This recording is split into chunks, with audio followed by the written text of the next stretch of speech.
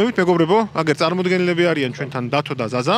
8 ნოემბერს არის შეჯიბრი, როგორც იცით, ტარდება საგურამოში და მაგ შეჯიბრთან დაკავშირებით გვინდა რომ ინფორმაცია გავიგოთ ჩვენს, თქვენს, ყველას და აგერ ზაზა დაიწყებს ახლა და აგვიხსნის რა შეჯიბრია, რა ხდება და მე რა ნელ-ნელა გავუყვებით უკვე კითხვებს დავაზუსტებს გადაგზა. მოგესალმებით მეგობრებო, მოგეხსენებათ 8-ში არის ჩვენი შეჯიბრი, ტროფი ტიპის იქნება და ასევე ჩართული გვაქვს GPS ელემენტები. ძალიან საინტერესო შეჯიბრი უნდა გამოვიდეს, ამის ძალიან დიდი იმედი გვაქვს და რა ვიცი, გელოდებით ყველას, იმედია მაქსიმალური აქტივობა იქნება და რაც შეიძლება ბევრ ხალხს ვნახავთ იქ, იმიტომ რომ ვცდილობთ აგერ ყოველდღე ავდივართ, ვცდილობთ რაც შეიძლება საინტერესო ტრეკები გავაკეთოთ, საინტერესო წერტილები დავდოთ და მოკლედ გელოდებით უყველას ჩვენ შეჯიბრზე. ძალიან კარგი. მოდი თავიდანვე რომ დავიწყოთ. გითხარით, აბა რა კატეგორიის მანქანებს შეუძლიათ გამოსვლა და რა არის სარეგისტრაციო საფასურის სხვადასხვა კატეგორიების მიხედვით?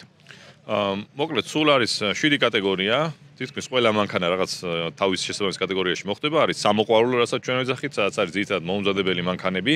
მაქსიმუმ AT საბურავით, ან MS-ი ზამთრის საბურავით, ჩვეულებრივი საბურავით 32 ინჩამდე, რაც არის ძირითადად სტანდარტულ მანქანებზე.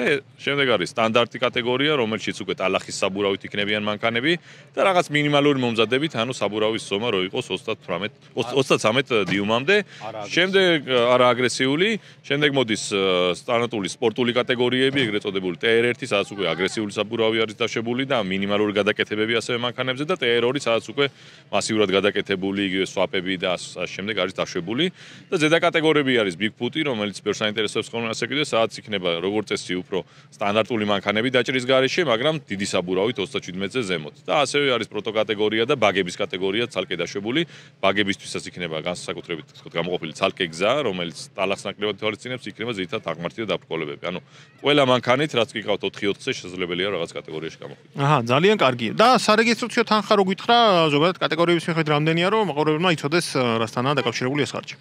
ანუ სამოყვარულო კატეგორიაში იმისთვის რომ მოვიწვიოთ და აქტიური გავხადოთ ჩვეულებრივი 4-4-ის უბრალოდ ბუნების მოყვარული ახალბედა ხალხი, გვაქვს მინიმალური 50 ლარი არის საწევრო. შემდეგ სტანდარტში არის 150 ლარი, ხოლო დანარჩენ კატეგორიაში უკვე დიდ სპორტულ კატეგორიებში არის 200 ლარი ჩვენი საწევროს გადასახადი. ეს თანხა სრულად მოხმარდება პრიზებს, ანუ იგივე მონაწილეები მიიღებენ უკან ამას პრიზების სახით. ძალიან კარგი. რეგისტრაციის მოადა როდემდე არის, რო გითხრათ და შაბათს იწყება შეჯიბრი, როგორც ვთქვით, 8 ნოემბერს და რომელ საათზე არის სტარტი, ან რომელზე უნდა გამოვცხადეთ ადგილზე, ვისაც გვინდა რომ ასე ვთქვათ, მივიღოთ მონაწილეობა. რეგისტრაცია ელექტრონულად შეგიძლიათ გაიაროთ ივენთის გვერდზე, რომელიც ლინკად იქნება მოცემული ამ პოსტის ქვეშ და ამ ელექტრონული რეგისტრაცია დაშვებული არის 7 ნოემბრამდე.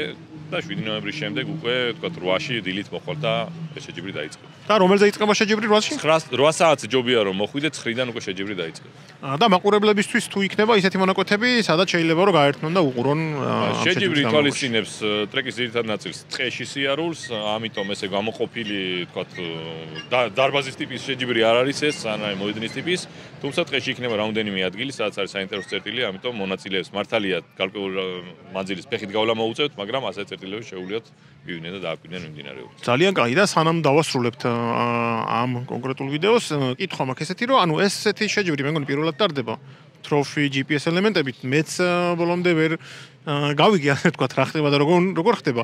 და მოდი მაგაზე რო გითხრათ 1-2 სიტყვით, ანუ რა გვევალება მონაწილეებს, რა უნდა გავაკეთოთ, რომ რაღაცა შედეგს მივაღწიოთ და რა ტიპის დაბრძოლებებთან გვექნება შეხება. მოკლედ პირველ რიგში გეტყვით რომ ყველა კატეგორიას უпростоრეთ სამოყვარულო კატეგორიას ცალკე ტრეკი აქვს, სტანდარტ ცალკე ტრეკი აქვს, ანუ სულ გვაქვს 4 ტრეკი, ასე ვთქვათ. და რაც შეეხება თვითონ ტრეკებზე, როცა დაისტარტებით, დავინიშნავთ დროს სტარტზე, შემდეგ მთელი ტრეკის განმავლობაში, რომელიც დაახლოებით არის 4-დან 5 კილომეტრამდე მანძილის, განლაგებული იქნება ყოველ 400-500 მეტრის დაშორებით, როგორც GPS-ში არის ასაღები წერტილები, ასე ვთქვათ, ჩეკპოინტები დავარქვათ ამ წერტილებს, უნდა მიხვიდეთ, აუცილებლად უნდა გაჩერდეთ, რომელიც არის სხვათა შორის განლაგებული იგივე ტრეკზე, უნდა გაჩერდეთ, აიღოთ GPS-ის მეთოდით ეს წერტილი და გააგზავნოთ ასე შემდეგ წერტილამდე, სანამ ფინიშამდე არ მიხვალთ. ფინიშზე უკვე იქნება ჩვენი წარმომადგენელი მსაჯი, გააჩერებს დროს და ვისაც უფრო ნაკლები დროში ექნება ეს დავალება, კონკრეტული დავალება შესრულებული, შესაბამისად ის იქნება გამარჯვებული. ანუ ჯამში ყველაზე სწრაფად უნდა ავიღოთ ყველა წერტილი და დავაფინიშოთ. კი ბატონო, ჯამში ყველაზე სწრაფად. ვინმე წერტილს გამოტოვებს, იქნება 20 წუთი ჯარიმა, ანუ თუ დაინახეთ რომ ამ წერტილს აშკარად ვერ იღებთ, გააგრძელებთ ისა უბრალოდ 20 წუთით დაჯარიმდებით. ანუ ერთი მინდა ვთქვა რომ GPS წერტილებს, ანუ GPS ელემენტებით ვიძახით, მაგრამ არ იქნება ეს რაღაც ტყეში, რაღაც საძებანელი წერტილები, ანუ ყველა წერტილი ან იქნება გზასთან ძალიან ახლოს დასანახი, ან თუ იქნება სადმე ცოტა შიგნით შეწეული, აუცილებლად იქნება მინიშნება, ასე ვთქვათ, ის არის რაღაც გამოკრული, რომ არ გასცდეთ. ანუ მაქსიმალურად იყო ტრეკზე ორიენტირებული და არ მოგიწიოთ სირბილი ტყეში, რომ აბა საით გადავიდეთ, გადმოვიდეთ. ესეც მნიშვნელოვანია. კი ბატონო, ძალიან საინტერესოა, შემიძლია დავამატო ეგ. წარმატებებს გისურვებთ და ძალიან გვიხარია ხოლმე ყოველ წელს ვატარებთ შეჯიბრებებს და კიდე მოგიწოდებთ და ვისურვებდი, რომ მომავალში ესეთი კაი შეჯიბრები ჩაგეტარებინოთ. აბა წარმატებები. დიდი მადლობა, გელოდებით. კარგად.